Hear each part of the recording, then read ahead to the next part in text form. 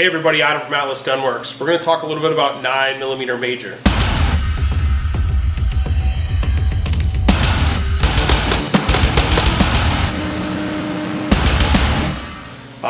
There's only two places you're going to shoot 9mm major typically, and that's USPSA or IPSC.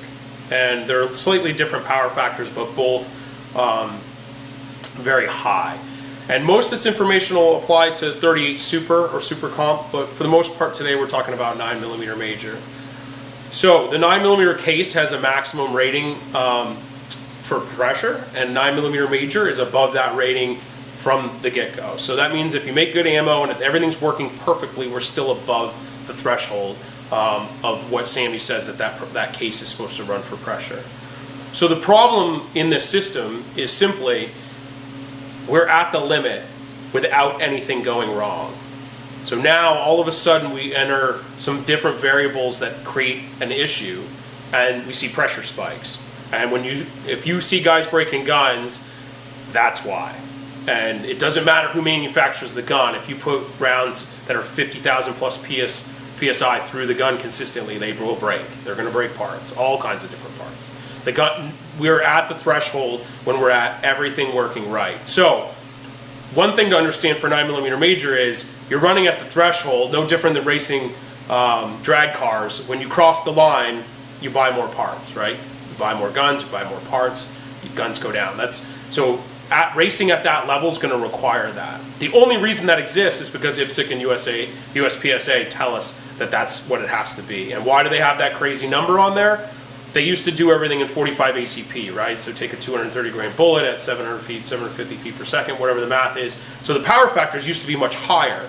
And then what's happened is there's been one reduction in power factor over the years, but it's still very high. The 9mm case is capable, if everything works right, of making that work over time.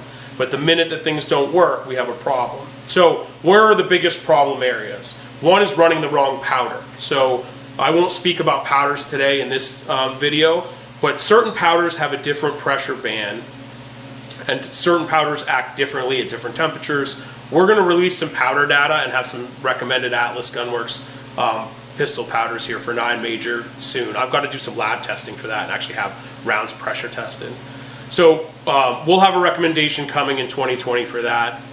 The other issue is bullet setback, and so there's a video dedicated in this series just to bullet setback, but your case needs to hold your bullet so that the bullet is not just held by the crimp. Because in a 19 or 2011, we're going to hit the ramp, this bullet is going to take an impact, it has to not move backwards in the case. We are at the limit, so if we start shortening these cases, certain powders are going to have a problem with that. And then your other issue is that guys shooting 9 major are over pressure often, or almost all the time, and they're shooting the same case over and over again. Well, the cases have a life limit, and if I'm making up the numbers, but the life limit could be as high as 20 in normal circumstances, under normal pressures. When we take that pressure above that, it's reduced by half or less. So you're going to have what we call case head failures or blowouts, and you've seen that where literally the case comes apart in the chamber. We've stretched that brass and maximized what it's allowed to do. So monitoring your brass is really important.